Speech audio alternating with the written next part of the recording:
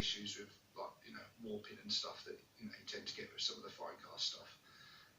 And they are great little miniatures, actually, really highly detailed, and no Tank Busters squad is complete. Good channel, this. The bum squeaks. Love these little guys. Yes, get in.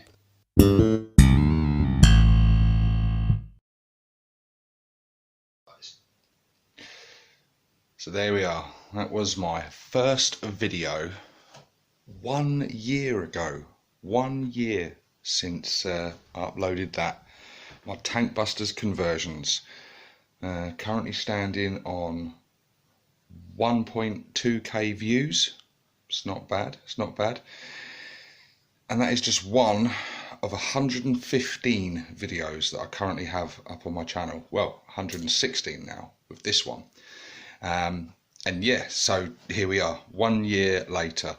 I wanted to do something a bit different. I had quite big plans for this.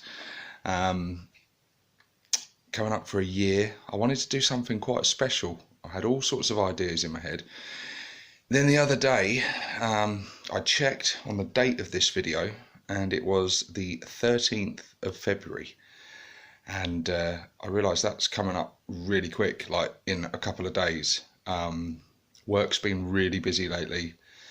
Life's been hectic, as it always is. And I just didn't have the time. And it's disappointing, actually. It's a bit of a kicker, because I had some big plans. I really wanted to edit together something quite special and make it over a period of sort of a month, and just have something really good for you guys as a special anniversary celebration video. Ah, yeah! Woo! 1 year old, bitches! With the time constraints, instead, what you're getting is this. Me holding the camera freehand and just going full on vlog with you, and just chatting to you like this. So yeah, basically the idea of this video is just to tell you, if you're interested, some of you may not be, most of you come here to see about orcs and 40k and hear my thoughts on reviews and news and tactics, etc., and conversion guides and things and just stuff like that. So if you come for that stuff, thank you very much. You have the same interest as me, and that's great, and I thank you for it. But if you're not interested in hearing more about me, I completely understand, and I'll see you on the next orc related video. This is not really going to be about orcs. This video is very much going to be about myself, and just telling you a little bit about me, a little bit about some of my other interests and what I do and what I like, and yeah, just chat to you about me, basically. So yeah, where's a good... Okay, someone over there is making a bit of a distraction. That's probably a good place to start. Let's introduce you to a very good friend of mine. Roku. This is Roku, getting himself comfy there. Now, he might look like a cat, but actually he's been modified. He's had the squig brain transplant, haven't you, mate? He is a cold-blooded killer. So yeah, this is my cat, Roku. He is lovely, aren't you? But he is a hunter and a killer. He catches mice constantly. He catches birds. It's not an uncommon sight to find a decapitated mouse on the doorstep, or a live mouse running around which he hasn't finished toying with yet, is it? I've also come home from work to find a bird flying around my house, with him chasing it. That's fun. Yeah, he is a little sod. He's also got a habit of knocking on the front door. We've got a cat flap at the back door, but he refuses to use it most of the time. He instead prefers to knock on the front door, literally knock. It sounds like someone's knocking at the door.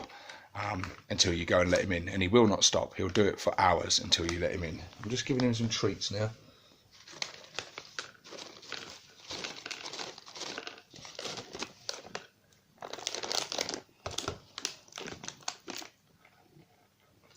So there you go, that's my cat Roku. This is my living room, so I'll show you about here a little bit. So as well as 40k, I have other interests as well. And one of my big loves is movies. I love movies.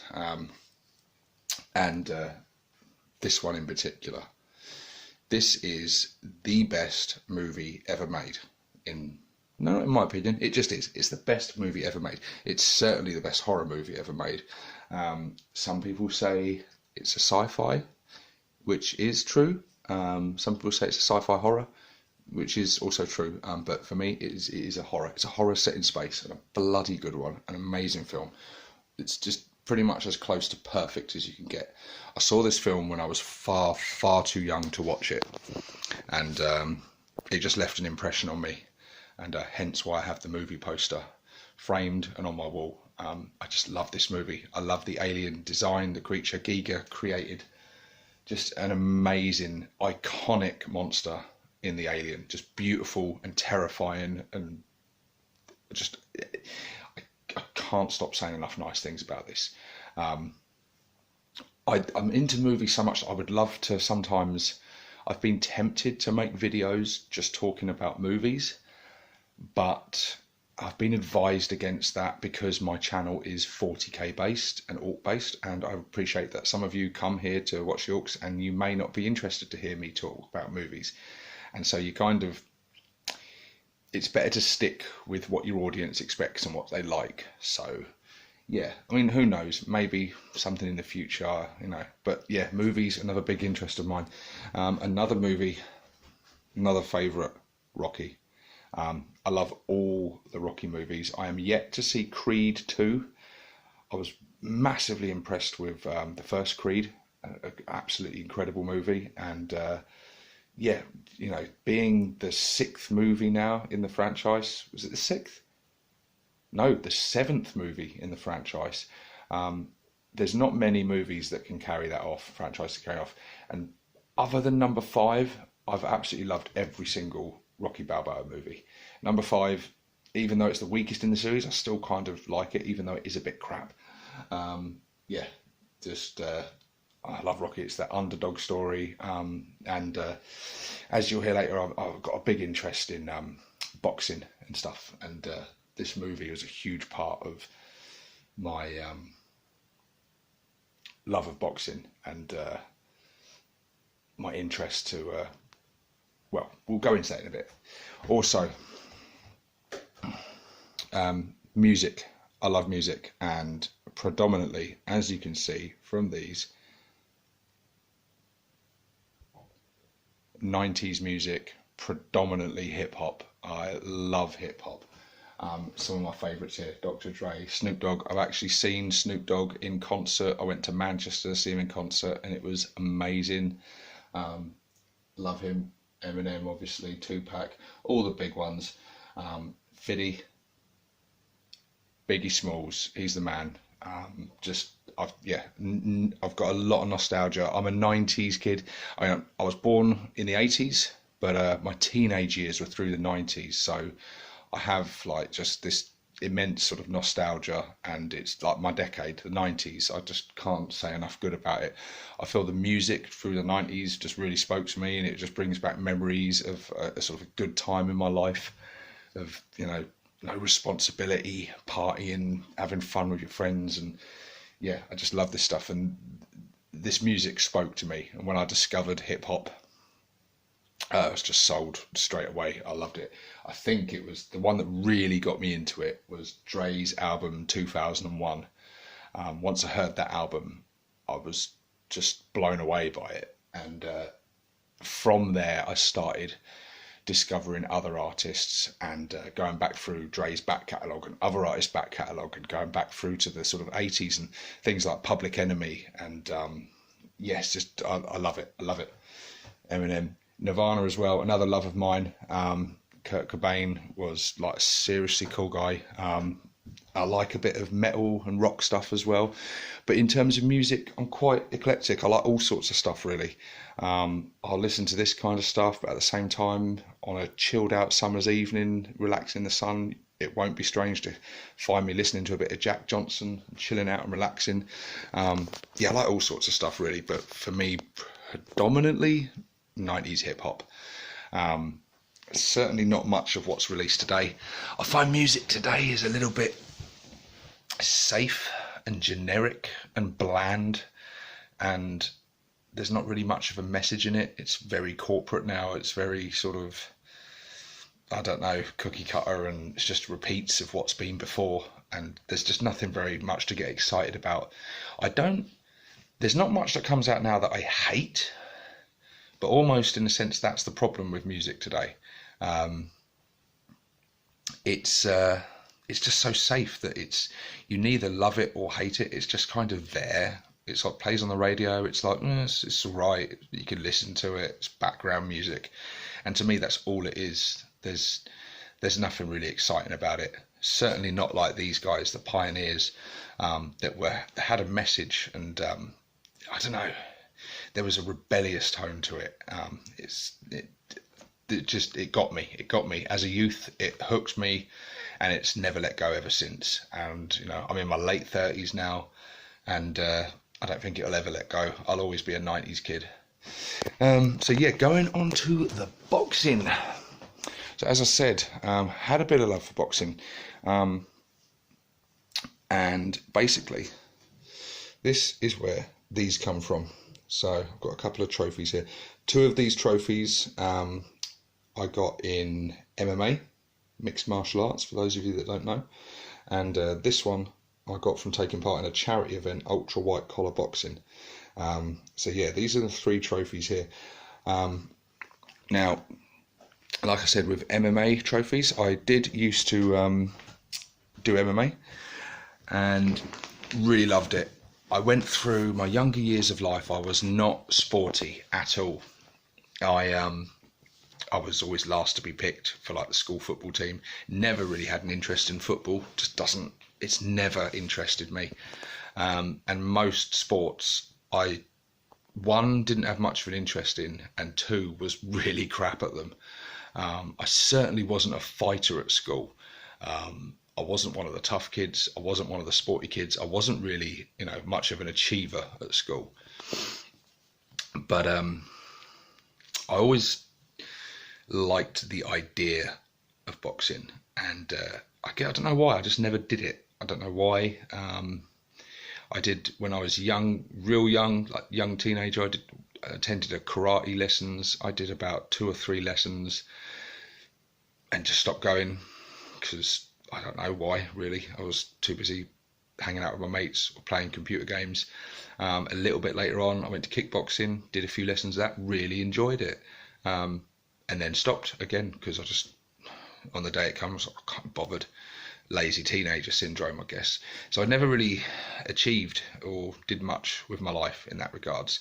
And it wasn't till later on, till my I'm trying to think about how long ago it was now. I think it was my very late 20s.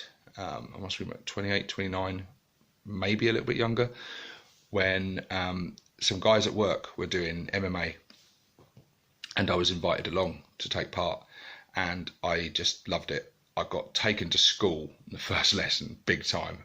We went through cardio sessions, we went straight into sparring, and it was, I was tapping out loads, getting knocked about the hall loads, but I loved it. It was good fun, and there was a great bunch of guys there. There was a great sort of camaraderie between everyone, and everyone although we were sort of going there and spending an hour a night kicking the crap out of each other, we were also very supportive and helping each other, teaching each other, and you were basically learning by having your ass kicked, and it was great fun. And I just continued doing it, and then eventually the opportunity came up to take part in a what they call like an inter-club event, so amateur level, our club versus a rival club, in some amateur cage fighting. And yeah, I signed up and went in on it, and yeah, that was scary. That was scary as hell. And it's so it's a funny feeling when you go into a matched fight. For anyone watching this who's done it will know exactly what I'm talking about, especially your first one. You are absolutely terrified. You're not terrified of getting hurt, at least I wasn't. None of the fear was to do with me like, oh my God, I could really get hurt in this. You know, it's not that sort of fear. It's more like the fear, like if you, I imagine it's the same feeling that if you've got to stand up in front of a hall and make a speech, or if you're playing the part in a play and you're really nervous about it, or you've got to do some sort of public speaking or something like that. It's that sort of fear. It's like, I don't want to make a fool of myself.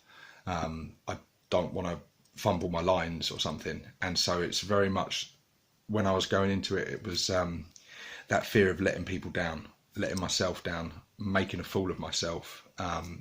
It's terrifying. And because I'd gone to a couple of events previously and watched some cage fighting, I knew that a lot of these matches and fights can last mere seconds. Literally, someone can get taken to the ground, put in a hold, and before you know it, they're put in an armbar or a guillotine, and they're tapping straight away, and match is over. A few seconds, you know, months of training, build up, hype, tickets sold, friends, family, colleagues coming to watch you, coming to support you, and then you're down on the ground in a few seconds and you tap out, and that's it. That's what I was terrified of. That didn't happen. I won't tell you what the result of the fight was, because what I'm going to do is link to the videos on my other channel, which has my fights recorded for anyone that's interested. I won't put them on this channel because it doesn't fit what my channel's all about. But if you are even remotely interested, I'd love for you to go and check them out. And yeah, if you want to see them and you're interested at all and you like cage fighting, you like boxing, then go and check them out. So yeah, I'll pop a link down in the description for the videos of my previous fights. So I had that fight anyway, and all I will say about it is it went the distance. It was 1 6-minute round. I think it was 1 6-minute round, or possibly 1 6-minute round, I think, amateur level. And yeah, it went the distance, and it was just the buzz afterwards was amazing. I can't describe the high, higher than any drug, anything else I've ever experienced in life. It was just a buzz like you would not believe. The nerves going into it, but then the buzz afterwards is just so worth it. It was such a rush, and it got me pumped for wanting to do it again. And then sure enough, a little while later, one of the guys that organised the event got in contact with a friend of mine who was in the same club, and said we would love to offer Stevo a rematch against this guy, because it was such an entertaining fight and such a close fight that a lot of people there on the night sort of said it was one of the fights of the night and a real good one. And so they wanted to do it again, but this time it would be at semi-pro level. So all of a sudden, going from this little hall with just a small amount of people there watching, the rematch was held in a big hall, and it was a big sort of event. Tickets sold, 600 people there. They had VIP tables around, everyone's suited and booted, you know, ring announce girls, you know, it was the full works. So this was a completely different kettle of fish, and being at semi-pro level, a lot harder rules to fight. So it's 3 rounds now, 3 rounds, and no shin guards. You know, it's just it takes it to that next level. And yeah, so had that, and again, it was full. We had entrance music and everything, and I can't describe the feeling of when you walk out and you're announced and you have your entrance music that you've chosen playing, and everyone's cheering, and you've got friends and family and people there cheering you. The buzz is just crazy. And yeah, that was a big experience in my life that I will never forget. But yeah, so I had those 2 fights, and that was it. That was it for my MMA cage fighting career, if you can call it that. I was never anything more than an enthusiastic amateur, and I would be lying if I said to you I was highly skilled. But I was told by people there I had a lot of heart. I had good punching power. I was never good on the ground. I wasn't good technically, but it was a great experience. I loved doing it. So that was it for that. And that's what the 2 trophies there are for. And then just a few months before launching the channel, I saw on Facebook this ultra white collar boxing, and I hadn't done anything for a few years, good 4, 5 years, maybe 6 years. And this thing come up where you can train for 8 weeks, you raise money for charity, free of charge. They spend 8 weeks training you up, and then at the end of it, you take part in a charity event to raise money for cancer research, which is a great cause and a cause close to my heart. I've lost people through cancer, and so it was something I wanted to do. And yeah, I signed up for it, and then I was done, and you're off then, and you're training, and you're getting ready, and you have this charity fight. I had no idea who I was fighting up until like a week before the event. They just pair you up against someone they think of sort of roughly equal weight and skill level to get as even a closer fight as possible. And then yeah, you've got friends and family stuff that can buy tickets and come, and all the money goes towards charity. And I raised on a fundraising page that I set up, and sponsorship and stuff, and I raised over £500 for cancer research, and then took part in a boxing event. And yeah, that was brilliant because I'd never done boxing before. Boxing was always more my thing than MMA. I just kind of got into MMA, but it was always like the punching side of things, which was my kind of skill, you'd say. It was my strongest element of my fighting. I rubbish with my kicks, not very good on the ground, but I had a pretty good hard punch, especially for someone of my size who is real skinny and definitely a lightweight. But yeah, so went into that, and what an experience that was. Since doing that, I've done nothing fitness wise, because a couple of months later I launched the channel, and that's pretty much taken up all my time, along with work and family. And so I haven't done anything, but coming up near my 40s now, I kind of feel like I've got one more in me, maybe, if I can get time to train and get fit again, because I'm not very fit, I'm not very healthy currently, but I would like to have one more shot at it, because just to experience that buzz and that feeling again would be great. My one big regret in life, or one of my regrets in life, is that I didn't start doing some kind of martial arts or combat sport like that earlier in life, because I kind of feel like I had something and I could have done okay. I started it way too late, and when you're in your mid to late 30s and you're in there competing against people that are like 18, 19, who are in their young 20s and they're at the peak of their life and fitness and stuff, and their bodies aren't deteriorating, and you know, like mine is, it's hard on a cardio level competing with them, but it's fun as hell. But yeah, if you are interested, guys, I'll have a link to all 3 fights down in the description, and I'll pop a link to my other channel which just has those fights on it. If you want to go and check them out, that'd be cool. So yeah, you've met one of the pets. I should probably take you over to meet 2 other pets that I've got, which are over yonder, here in the squig pens. What is inside, I wonder? Well, let's go and take a look. So here he is, guys. This is Samson. Samson is my pet Carolina corn snake, and he's bloody lovely. I know a lot of people are terrified of snakes. Personally, I don't get it. I don't understand what is scary about snakes. Let's get him. Here we are. Come on, buddy. Get on camera. There you go. So yeah, I've had him now for about I think 11 to 12 years, maybe slightly longer. So he is quite old now. I've had him for a long time. When I got him, he was the size of literally a worm. He was tiny, little baby, and he was so fast, absolutely rapid. But as you can see, he's got gorgeous colourings. He is just friendly and placid and just lovely. He's so calm and tranquil, and he just wouldn't hurt a fly. Well, he would, he'd hurt a mouse.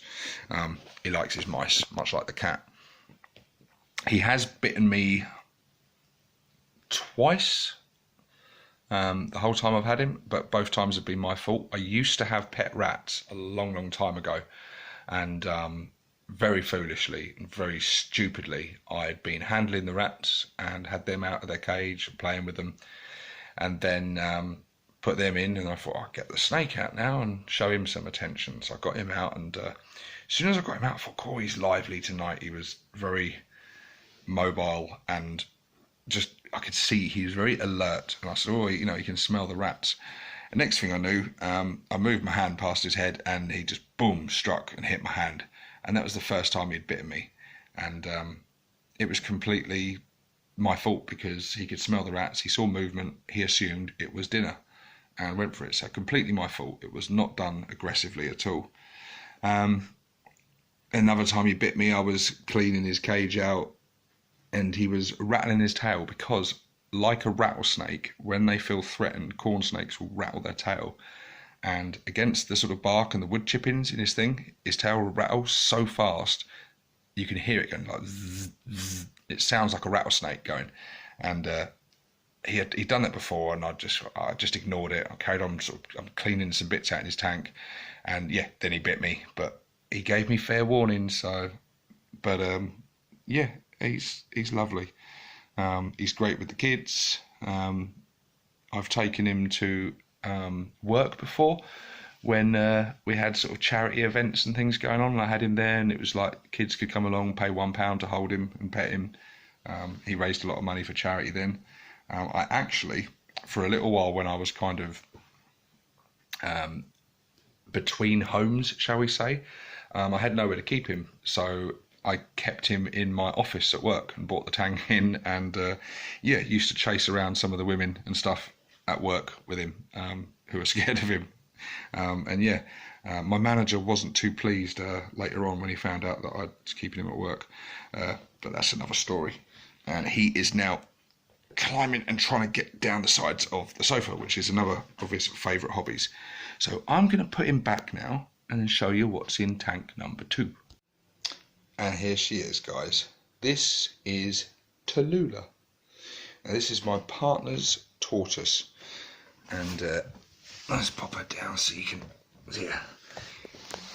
Now, although you haven't seen her before, I can imagine that if you're a regular viewer of my videos, you would have probably heard her, because she makes the most almighty noise in her tank. In the evening she gets very active, and she walks around up and down the tank and clambers around, and yeah, makes a lot of noise. And usually when I'm sat on that sofa trying to film one of the videos, I'm talking tactics or whatever, and it can be very distracting and very off-putting, and I've watched back quite a few of my videos, and you can hear this banging and clanging around going on the tank. Well, yeah, when that happens, that is this little one. As you can see, she's feeling a little bit shy at the moment. You're not going to come out and say hello to the viewers, Tallulah? Clearly not. Well, I'm trying to think how old she is. We've had her now for about 5 years, I think. My partner got her when we were very sort of new. We hadn't been together long, actually, when she got her. And now, as you can see,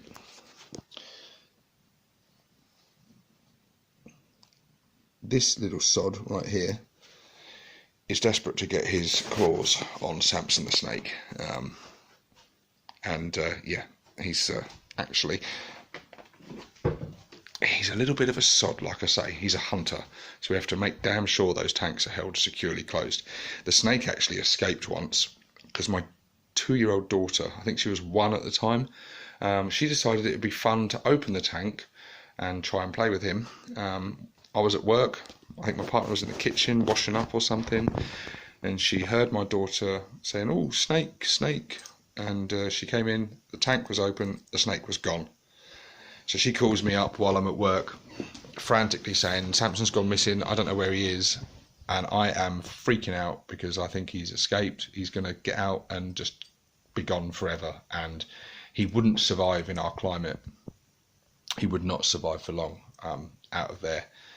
They need the heat mat, and they need the heat because they can't regulate the body temperature, for anyone that knows about snakes. So I was freaking out and panicking. Luckily, she did get him. He had gone up into the fireplace and was crawling up into the chimney. Luckily, somehow, she managed to get him, which is impressive because she's not terrified of him, but she is a bit scared of him. So she will hold him, but she won't pick him up, if that makes any sense. You have to pass him to her. She'll hold him for a bit and then give him back. She won't ever go into the tank and get him out. So yeah, she had to sort of suck it up and get him and put him back. But yeah, that was scary. But yeah, so there you are. You've met the pets now. I did have a dog, a staffy, gorgeous staffy called Rocky. And he now lives with my ex-partner and my son, who is going to be 16 this year. Jeez, he's 15 now. He makes me proud every day. He's growing up to be just awesome lad, and I just can't believe where the time's gone. And he's just one of my snotlings. I have a few snotlings, 4 to be exact. A couple of the pictures here of the guys. So I've got 2 boys, 2 girls. My youngest of which is just about to celebrate her 3rd birthday, and you may have seen her before featuring on the channel, singing a little song about Necrons once. But yeah, she's my world. I love her to pieces. Every single day she makes me smile. She's such a little character, and she is a real daddy's girl, and I love her to bits. I love them all to bits. But yeah, my little snotlings, they drive me mad. They keep me busy. It is absolutely exhausting and draining and tiring, and they never ever stop. But I wouldn't change it for the world, because all of them make me smile, make me laugh. The things they come out with, kids are hard work. It's not easy being a parent. It's a tough job. Tougher now, I think, than it's ever has been. But yeah, I wouldn't change it for the world. It's I'm very blessed. I think a lot of people go through life, and I think most people aspire for that sort of perfect fairy tale ending, the wife or husband and 2.4 children and the house with the white picket fence and the golden retriever, and it doesn't always work out like that. But I am one of the lucky ones that is blessed to have a family, a stable family, with my gorgeous children. And it's just, yeah, although it is hard work and it's tiring, and it does make running a YouTube channel as well as holding down a full-time job, it's all quite tiring and exhausting to hold down, but it's great, and I wouldn't change it for anything. And I love my little snotlings, and my missus too. Love her. She's very supportive of me doing this, and she doesn't really quite understand what it's all about in terms of 40k and orcs and stuff. She kind of knows. She, I have mates around and we play games in the lounge here. And I go around places and play games, and then I'm up filming videos and talking about this stuff, which doesn't really mean much to her. She's not ever going to be interested in playing a game of it or building a model or in that regards. But she, bless her, she shows an interest for me. And like I say, she is very supportive. My missus is really supportive of my wargaming and my YouTube. See? And yeah, I'm just a very blessed guy. I'm a very, very blessed guy. I can't lie. It's awesome. So yeah, that's kind of a bit about me, really. Movies, games, computer games, another big love of mine. Although I don't play anywhere near as much as I used to, partly because of 40k coming back into my life and YouTube being a thing. But computer games, especially old retro games and that, I love. You may have seen when I'm filming upstairs at my desk, I've got a big sort of statue of the Revenant from Doom.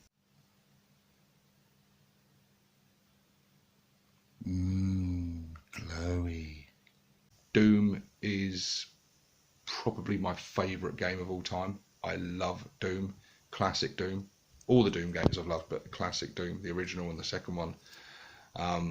Yeah, I've played them on every system going since I had it way back in the 90s when it was released, and blew my mind.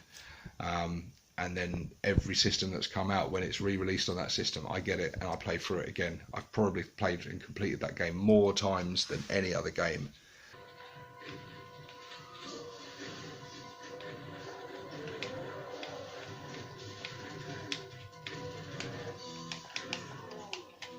Who needs Call of Duty? Yeah, I love that game. Super Mario World, that's another classic, one of my favourites on the good old Super Nintendo. But yeah, Mario games, I love them. I love shooters, I love strategy games, and I played a few of the Warhammer games as well over the years, and some of them have been really good. I've got my Xbox One over there, which I kind of use more as a Blu-ray player these days, and watching YouTube and things on it, and use it as a real multimedia player. I do play some games on it. There are still some games I play, but it's a lack of time now. When I was a teenager and when I was in my 20s, I used to play probably too much. Yeah, these days you just don't get that as much opportunity now.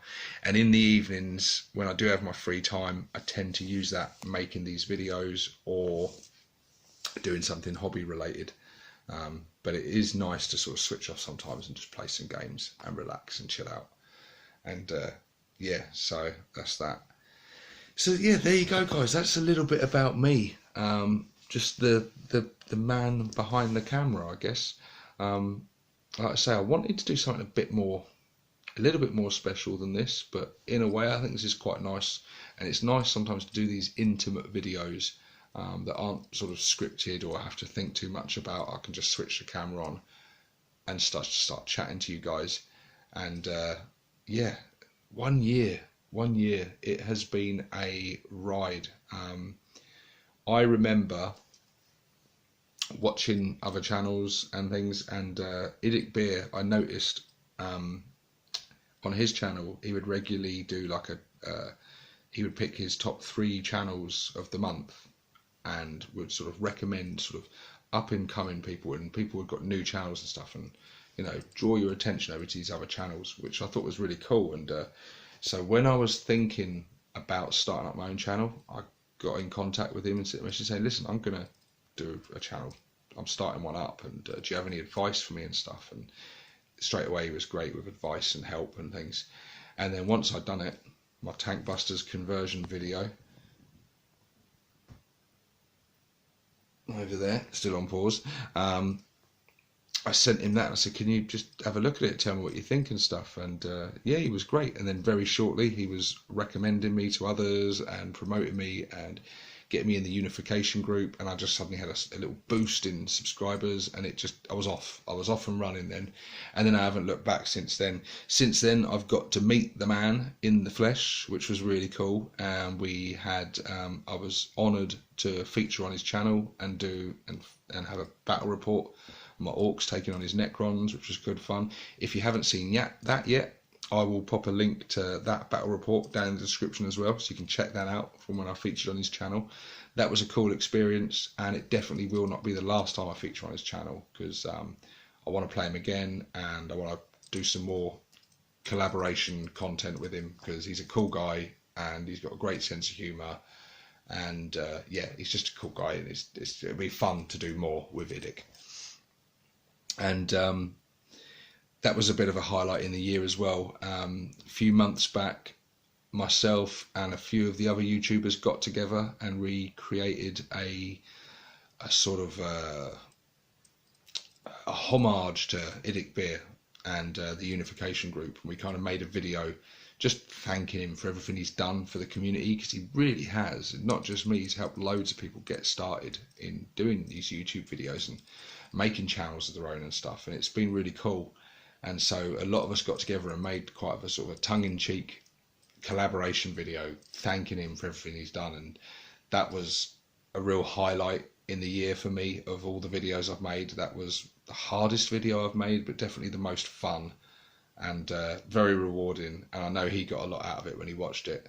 Again, I'll pop a link to that video down in the description. There's going to be a lot of links in this description, I warn you now. What other highlights was there through the year? Of course, when I cut my finger, I don't know how well that scar's showing. Some of you that have been with the channel a long time, if you don't know the story, I was making Kill Team scenery late at night, watching telly at the same time, and very stupidly slipped with a Stanley blade and sliced right through my hand, and it was terrifying. This floor was covered in blood. There was blood all over the trail. My missus had just gone to sleep, so I'm screaming downstairs, love, wake up, come to help, freaking out, because I knew I'd done something serious. It just instantly felt horrendous. And basically I'd sliced through the nerve completely. I'd severed the nerve completely, and I'd severed one of the tendons in my finger as well. And yeah, so it was like the tendon that does that movement. Now, movement wise, I'm kind of okay, although it is weaker and it still doesn't feel right. I've still got very little feeling in it, and to the point now where I'm starting to think I won't ever get that back again. It feels horrible. It hurts regularly all the time. It's left me with a really impressive scar, an S-shaped scar. And yeah, I did a serious job on that. And it just shows one stupid mistake and you can injure yourself really badly, and it scared the hell out of me. I won't lie to you. I was putting a brave face on it for camera stuff, but it scared the hell out of me. And it still bugs me and hurts me every day. My hand's not strong enough. I lift heavy things, it hurts and stuff. So yeah, again, I've said this before on the videos at the time, but if you are mucking about with knives and stuff in modelling, please be careful, because those things are razor sharp and you can do a number on yourself. But yeah, I decided to not let that opportunity go by, and I thought, well, I'm gonna vlog my experiences through this. And so yeah, I made a video about myself cutting my finger, and I sort of did a vlog heading up to the specialist hospital in East Grinstead to get my hand operated on and repaired. And yeah, it was an experience. It wasn't pleasant, but yeah, so I'll pop a link to that video down in the description as well. So there's a lot of videos in the description on this one. It's gonna take me longer filling out the description than it is making this video. I'm just looking at my notes here, things I wanted to talk about. Of course, another big highlight of the year was meeting Skarner, fellow orc lover, and yeah, just chatting on a friendly basis and stuff. And then I don't know how it kind of happened, but we decided to do a bit of a collaboration video, podcast style kind of thing. I think where I featured on his channel. I can't even remember what we were talking about now in that first episode. But then from that we decided to make it a regular thing and created the podcast Two Bald Knobs, because he is as bald as I am, and we just thought it was a clever play on words and funny and tongue-in-cheek. And yeah, so we did that, and we just uploaded a few hours ago from making this video, actually, episode 11 of Two Bald Knobs, in which we talked about the Vigilus book and the 40k lore and stuff. So I'll pop a link in for that as well, since we're on that roll. But yeah, that's been great. Skarner's a great guy, and we've had so much fun doing Two Bald Knobs. Sometimes we just hang out while we're both painting or building models, and we'll like just chat over Messenger, or we'll do like a video link up and we'll be chatting away to each other about a load of crap while we're making stuff. And it's just, yeah, it's cool, it's good. I'm well chuffed I met him. He's a cool guy, and yeah, I've got a lot of time for ska now.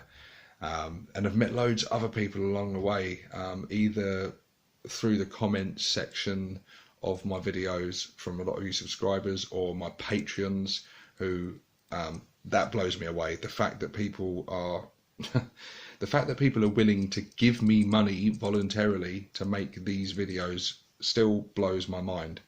But they're a massive reason that this channel can continue, along with like the revenue I get from advertising, because all that money I am saving up and going to be investing in better equipment. Currently I'm filming this on my phone. All my videos are filmed from my phone. They're all edited from my phone. I have very little funds to create something better from this equipment. So I'm currently saving up to get a PC so I can edit better videos. I can get better quality, better picture quality, better sound quality. I can create better thumbnails. I can do so much more with the editing. It's just going to improve my channel no end. It's going to just be a huge leap in quality, which is what I really want. And it's been a long road getting to this stage, building up the subscribership and building up the funds, and getting the income to be able to even think about doing this. But yeah, that day is coming soon, and I can't thank all of you who watch my videos, all of you who subscribe, and especially you patrons that donate to the channel. Your money is going to be well spent in making this channel better. So thank you so much to all of you. And yeah, that's pretty much it really. It's just 1 year done, 116 videos now. I'm currently on 1,725 subscribers. Starting from nothing in 1 year. 1,725 subscribers. It's not bad going. It's kind of blown me away actually. I kind of aimed when I started, I thought if I can break 1,000 within a year, I'll be pleased with that. And I'm heading on now towards 2,000. When I do hit 2,000, I'll be doing a big giveaway. So yeah, stay tuned for that. Share my videos if you haven't already. Subscribe. Share them with your friends. Get me some more subscribers, because the sooner I get to 2K, the sooner I can do that giveaway. I haven't really decided what it's going to be yet. All I can tell you is it will be really, really fucking good, and it will be Orc related, of course. What else has happened through the year? Companies like Tabletop Scenics, Cromlech, sending me stuff to review and to keep, and sending me stuff to donating stuff to me to use as prizes. That's been brilliant, getting in contact with cool companies like that who are happy to support my channel in that way. And obviously it benefits them because they get in promotion and stuff, and I'm reviewing their products and things. But that's really cool. That's brilliant. And I would love to make a living doing this, don't get me wrong. I would love this to be my full-time job. I really would. I would love that.